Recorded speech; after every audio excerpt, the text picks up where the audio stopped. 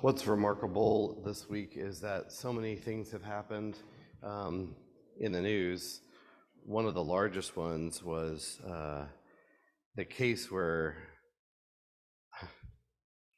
these, not only are there 450 miles of tunnels that Hamas has built, I suspect using money for aid for the Palestinians. I mean, 450 miles of tunnels is incredible. That's it's unbelievable, but also, more importantly, the group that was sent by the United Nations to help Hamas got accused by Israel this week of being involved in the October 7th terrorist attacks. So all of those people who were involved have been fired, and all the nations who had been supporting Hamas and Palestine have now cut off funding. A lot of them have. So it's an incredible change of events to show this humanitarian aid group that was supposed to help Palestinians, sent by the United Nations, is actually terrorists. So that went like a shock wave throughout the area. So we're up to the late 80s, early 90s, and I'm not going to read all of this. I just want to say that there were two intifadas. You can kind of see them here. The first intifada is red on blue, which is very difficult, but it goes from 88 to 94, and the second one is during Ehud Barak and Ariel Sharon's time to 2005. All of these are, again, not just to create an independent state. What else came out in the news about the two-state solution that everybody keeps proposing? What did the leader of Gaza and the rest of them say? Exactly, what did they say? To the river, whatever. Yep, from the river to the sea. They want to free Palestine of the Jews. So it's never going to be a solution to have two states, because Palestine wants the Jews out completely. So I just want it to be very apparent that this two-state solution that everybody keeps proposing as the end-all zenith of where we should go isn't going to solve anything. And I meant to put in here, and I forgot to do it this week, I'm not being political. When Nikki Haley was our representative to the United Nations, she gave an absolutely phenomenal speech about this whole thing and why we don't listen to Israel's terrorist organizations around them. So this first and second intifada, I guess I gotta turn it, were very grievous for Israel.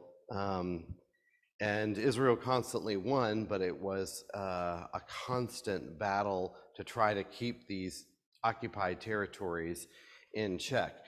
So in 1993, once again, Clinton tried to have the hallmark of his presidency to create peace in the Middle East. And he said he was going to do it, and he got Yitzhak Rabin to offer him everything.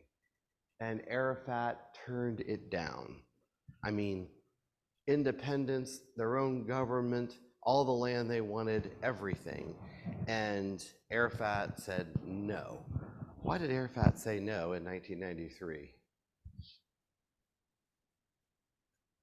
We were all watching. Robert's got some. Just raise your hand so that Jacob can get to you. Being quiet because I didn't know if I had the right answer, but that was the time of the Gulf War. Yeah, that's true. So we had to keep Israel out of the Gulf War over and over again. Because if Arafat agrees, what happens to all of his intifadas? What happens to all of his fighting to get the Jews out of the land? It ends. Israel. So his vision is constant war. David said this in the Psalms. He says, my plans are for peace, but everybody else's are for war continually. And that's exactly what's going on. And so Clinton told Arafat, he says, you have made me a failure because of his implacability towards peace and towards any kinds of solutions. So all these have to play.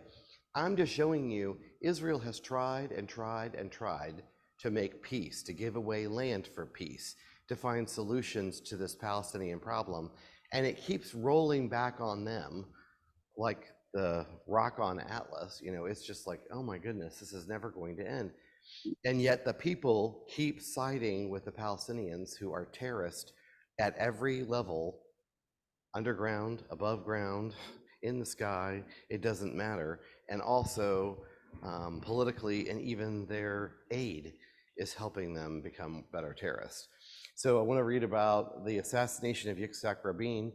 Again, my theory was, if you compromise God's land and you give it away, there were 3 axioms that would happen. Maybe remember?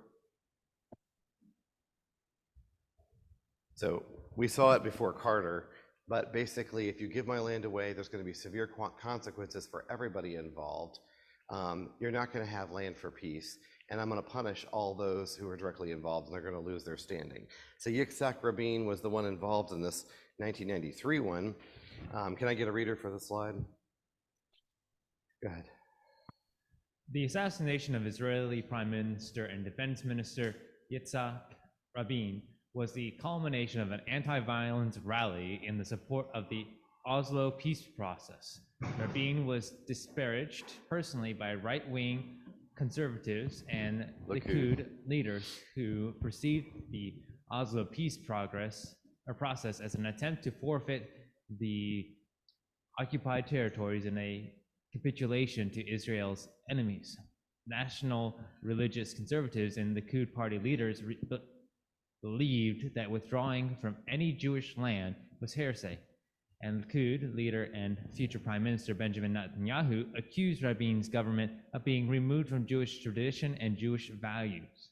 Right-wing rabbis associated with the settlers movement prohibited territorial concessions to the Palestinian and forbade soldiers in the Israeli Defense Forces from evacuating Jewish settlers under the Accords. Some rabbis proclaimed din rodif, based on a traditional Jewish law of self-defense, against Rabin personally arguing that the Oslo Accords would endanger Jewish lives. So there's always a debate in Israel. It's like they never all agree on anything, which is fine, and they debate about it, which is fine. But in the end, it's God's land, as we learned in Leviticus 25:23. The land is mine, you're just tenants, you don't own it. So you can't sell it permanently, and that's why that was always the case. What happened with the Camp David Accords to the 3 men who were involved? To Jimmy Carter, what happened to Sadat, and what happened to the Jewish Prime Minister? Yes. Jimmy Carter lost the Panama Canal, and then the other 2 were actually, I think, killed, right? Yeah. Sadat was assassinated by his own people, and the third one, which was Menachem Begin, basically his wife died, he went out of power and basically became a recluse and was depressed for the rest of his life until he died. So all 3 men immediately lost their political careers. Carter lost to Reagan. There was several other crises that happened during that time as well. Same thing with Rabin. He tried to give the land away, and he gets assassinated by his own men. So I just want you to see God's hand is in it all. He is not passively watching all of this go on. He's like, you try to give my land away, watch what happens. And he's showing in every single case, this will not happen. So can I get another reader? Only because I've been coughing all week and I got to do a meeting as well. That's the only reason I'm asking. Thank you, Perry. Rallies organized by Likud and other right-wing groups featured depictions of Rabin in a Nazi SS uniform or in the crosshairs of a gun. Protesters compared the Labour Party to the Nazis and Rabin to Adolf Hitler and chanted, "Rabin is a murderer and Rabin is a traitor." In July 1995, Netanyahu led a mock funeral procession featuring a coffin and hangman's noose at an anti-Rabin rally where protesters chanted, "Death to Rabin." The chief of the internal security, Carmi Gillan, then alerted Netanyahu of a plot on Rabin's life and asked him to moderate the protesters' rhetoric, which Netanyahu declined to do. Netanyahu denied any intention to incite violence. Yeah, well, he may have done that, but it did lead to violence, and then that rally is when he was assassinated. So it's so funny, he was almost like he was predicting it, and Netanyahu's been in power pretty much since then anyway. So after the rally, Rabin walked down the city hall steps towards the open floor of his car, at which time Amir fired 3 shots at Rabin with a Beretta 84F semi-automatic. So basically, everybody went to his funeral, but it was, again, he was trying to remove Jewish settlements in the occupied territories so that their enemies could have the land. And that's what brought all this about. So Jordan also made a peace accord. I'm not going to read all this. I'm just going to say they were forced to make a deal. They wanted to give up the area around around Jordan and the West Bank. But there's a reason. What was King Hussein's reason for really wanting to do this peace deal for his own benefit? It's all his own benefit.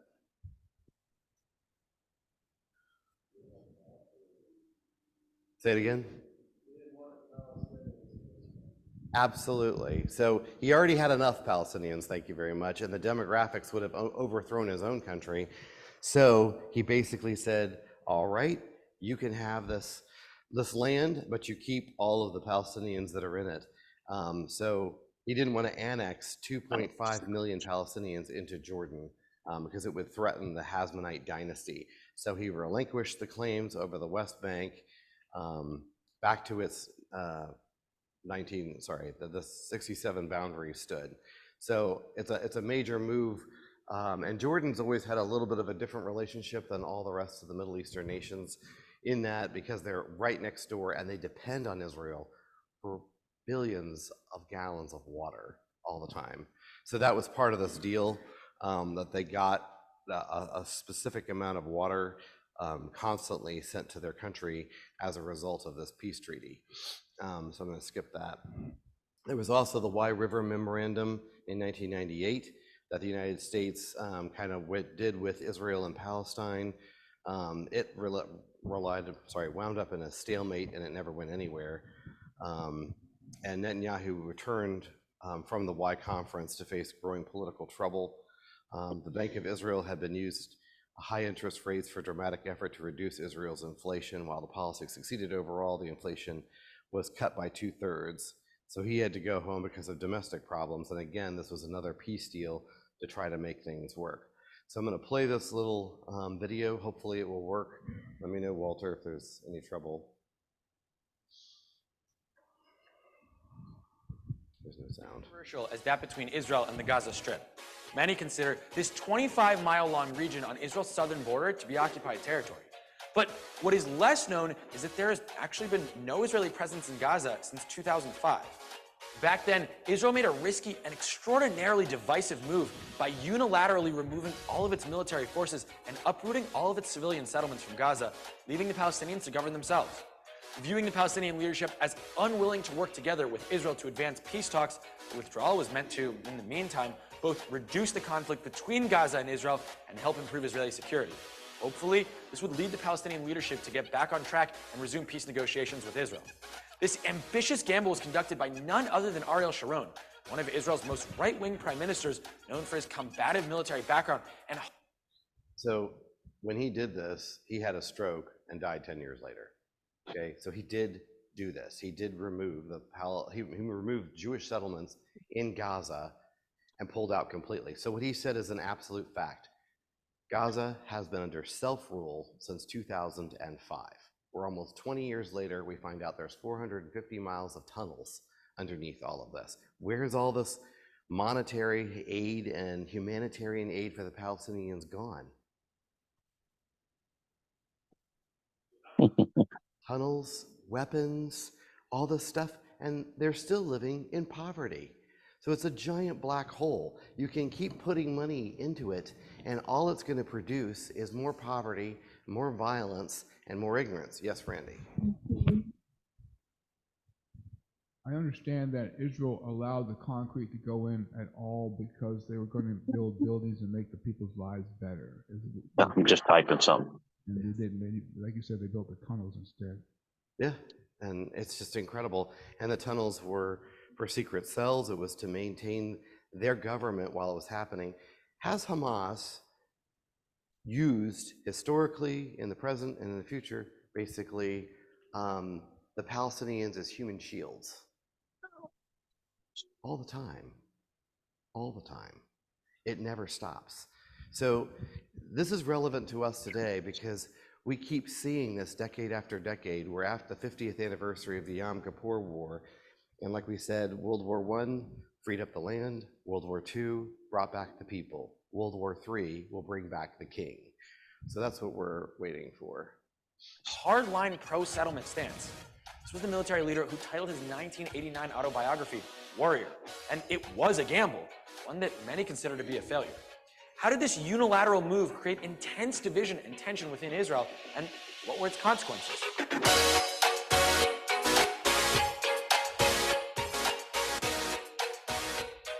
To answer this question, let's take a few steps back. Well, maybe more than a few.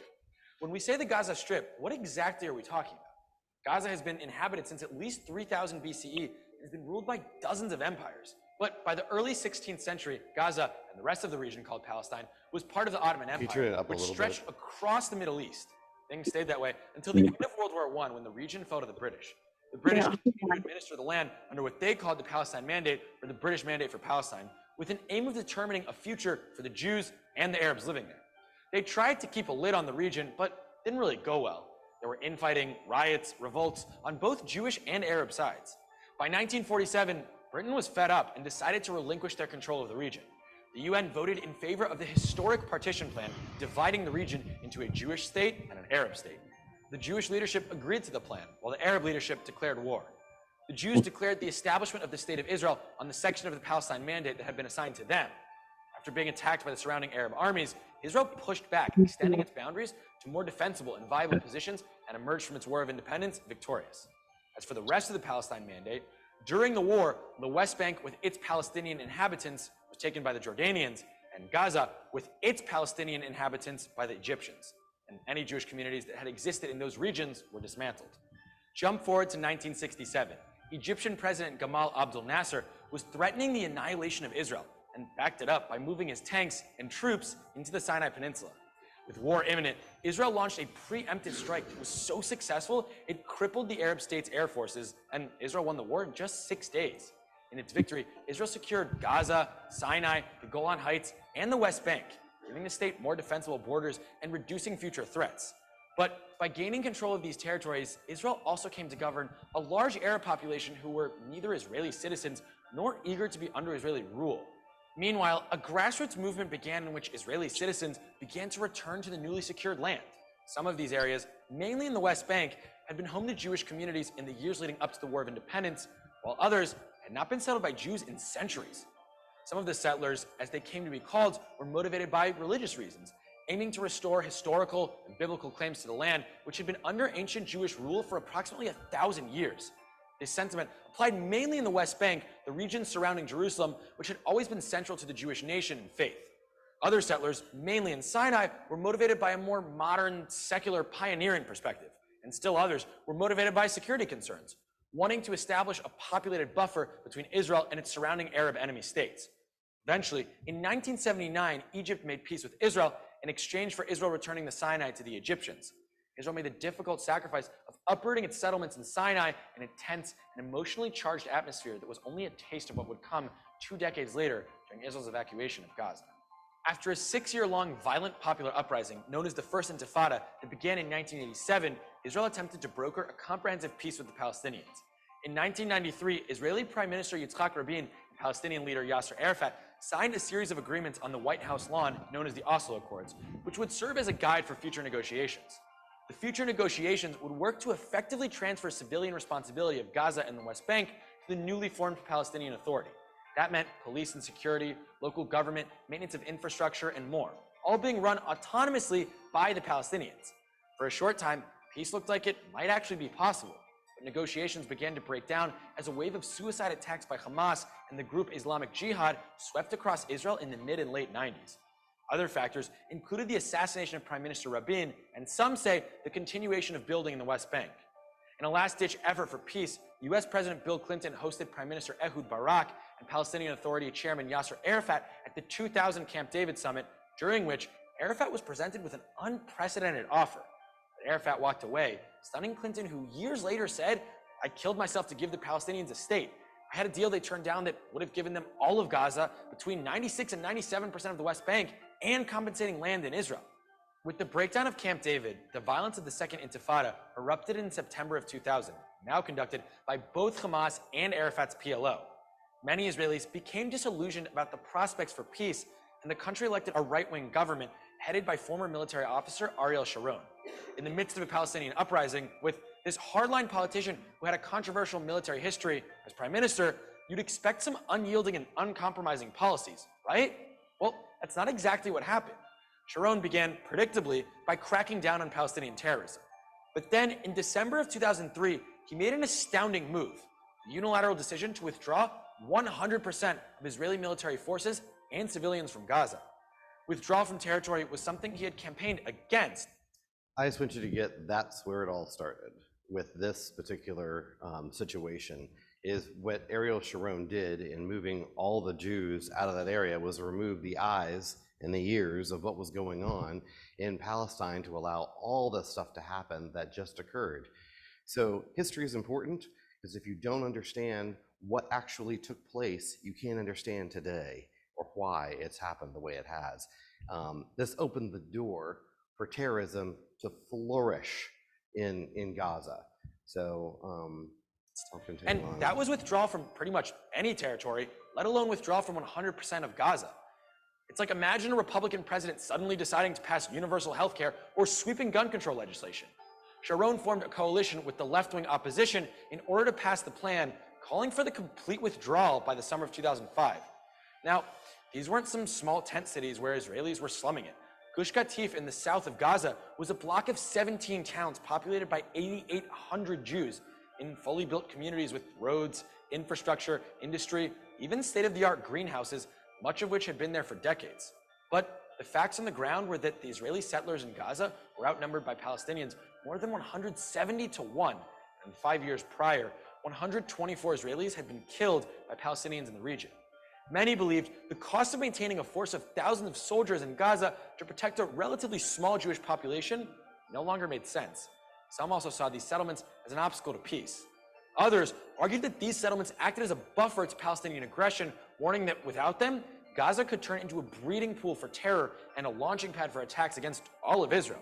In the months leading up to the withdrawal, the country was virtually split in two. Sharon's supporters, needless to say, felt betrayed. Those opposing the withdrawal tied orange ribbons to their car, while those in favor flew blue ones. Objections from the orange side cried, "A Jew does not expel a Jew," pleading on the case of the settlers who had no idea where they would go. They insisted it was a travesty that the Palestinians be rewarded for the violence of the Second Intifada and the terrorism that followed it. Massive demonstrations were held. In one protest called the Human Chain, tens of thousands of Israelis held hands for almost 60 miles connecting Gaza to the Western Wall in Jerusalem. But despite such vocal and visible outcry, public opinion polls showed that an almost two-thirds majority were actually placed on the blue side of the debate and supported the disengagement plan in hopes that it would bring peace. Opinions were passionate on both sides, and there was a palpable tension between the two camps. Moving almost 9,000 civilians from their homes was as arduous as it was heartbreaking. There had been apprehension that IDF soldiers might even disobey their orders to carry out the evacuation. But in the end, they followed the commands, some even crying as they removed people from their homes. Many Gush Katif residents felt betrayed by their country. They were promised the construction of new homes, and some were even paid up front for relocation.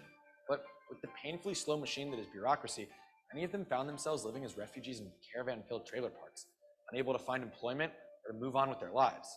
Many desperate residents burned through the government compensation payments just to get by. A third of them even remained in this limbo situation for over a decade, finally signing deals for permanent housing in 2016. So, was the plan a success? Well, perhaps, if your name is Hamas. The Islamist terrorist group was elected to power 4 months after the pullout, defeating Fatah, the political branch of the PLO, in an unexpected turnaround. This ended years of Fatah domination in Palestinian politics. Fatah wasn't willing to hand over control so easily, which led to a brief civil war in Gaza. During this war, Hamas took over Gaza and executed Fatah supporters, further consolidating their power. Once in control, instead of building up their economy and infrastructure and providing for Palestinians' daily needs, the Hamas leadership used its resources to wage war on Israel. Hundreds of millions of dollars in humanitarian aid and supplies were used to launch thousands of rocket attacks at civilian population centers throughout Israel. materials were repurposed to construct miles of underground tunnels in order to infiltrate Israel and conduct terror attacks, I should say this video is 5 years old. It's way before it actually happened. So it's absolutely just as true as it was when it was recorded. And he's giving you the right explanation. smuggle weapons. A generation of children in southern Israel were raised to know that when they hear a siren, they had 15 to 30 seconds to find shelter. The continuous terrorism and rocket attacks provoked Israeli military retaliation time and again. Israelis and Palestinians were forced to endure 3 consecutive wars in Gaza between 2008 and 2014. The aggression also led Israel to enforce strict borders, both on land and sea, to prevent further terrorist activity and Israeli civilian casualties. A few years later, Egypt also enforced strict borders with Gaza on their end as well. The result of this is that Gaza now has both the world's worst performing economy and highest unemployment rate. Hamas's misappropriation of financial aid towards the building of weapons and tunnels doesn't exactly help the economic situation either. With all these factors at play, peace between Israel and Gaza seems to be less and less of a possibility as rockets and other terrorist activities continue to be launched against Israel. To many, Ariel Sharon's plan for withdrawal seems to have been a failure. Before the pullout, 2/3 of the country was in favor of the move. But now, a recent poll sponsored by the Begin Sadat Center for Strategic Studies found that half of Israelis believe the withdrawal was a mistake and are even in favor of returning to the coastal cities of Gaza. But as former National Security Advisor Yaakov Amidror puts it, I thought it was a stupid act at the time, and I think so today. But that doesn't mean we can go back to Gaza. We cannot unscramble the eggs. The plan to disengage from Gaza brought about great tension and division within Israeli society between politicians and opposition parties, between blue ribboners supporting the withdrawal and orange ribboners opposing it, between Israeli soldiers. What's up? Yeah, one.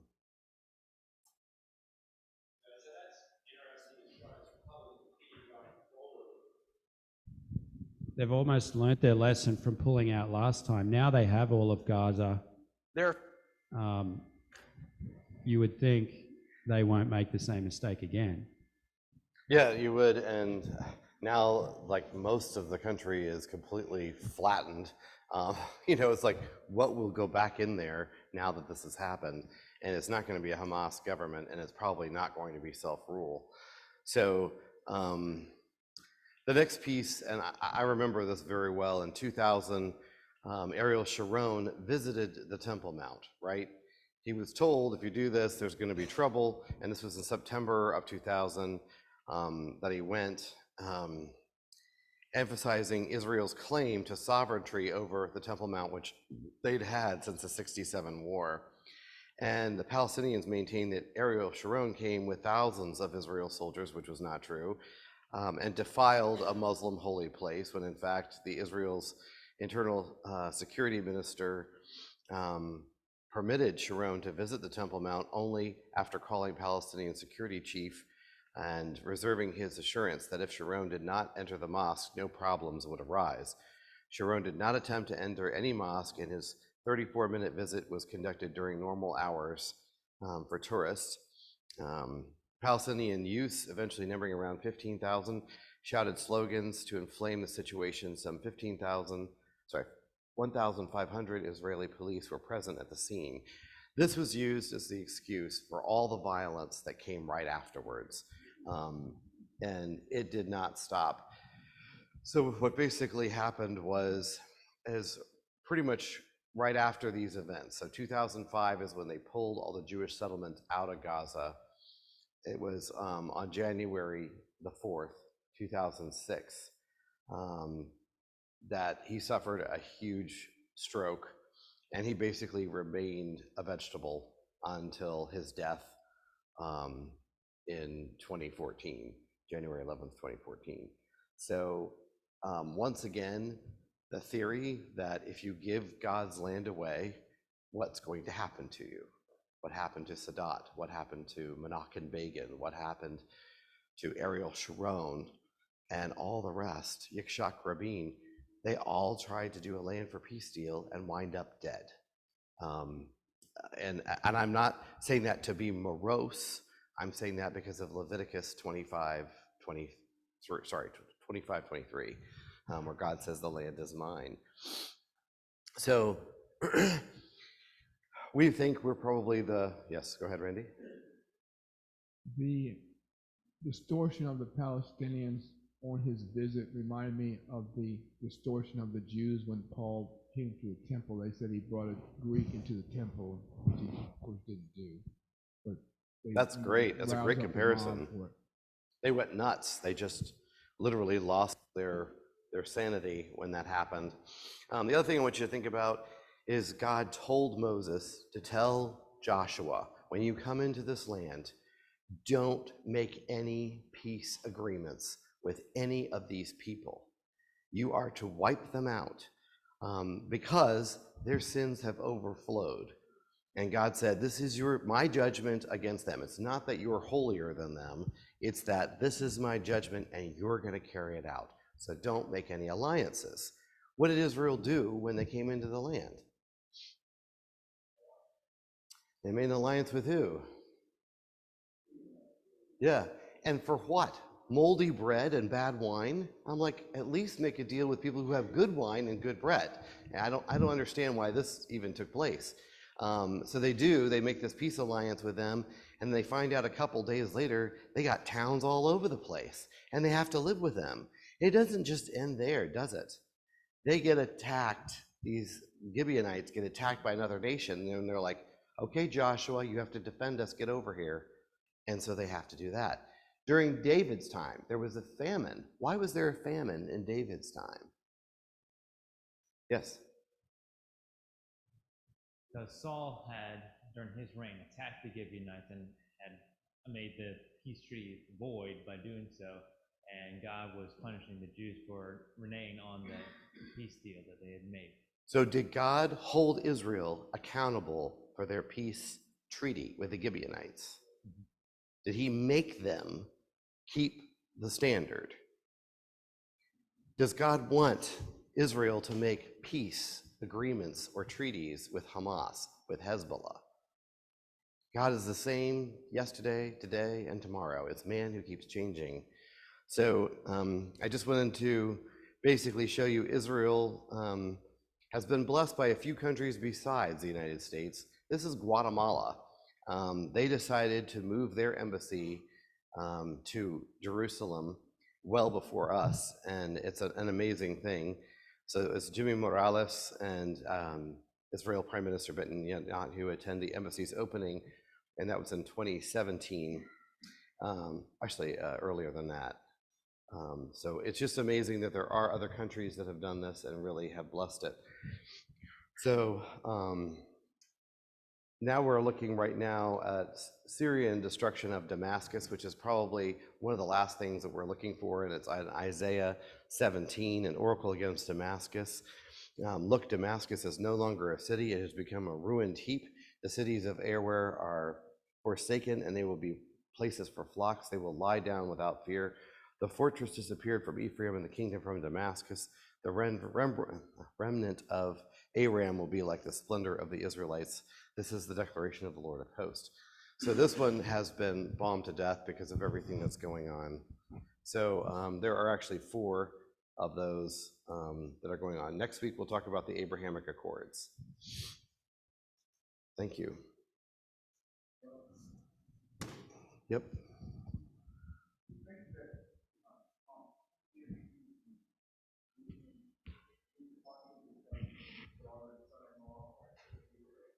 So well, I didn't hear the last part. Yes, I mean that's part of it, but I think it made a lot of sense to him because he was also helping with the Abraham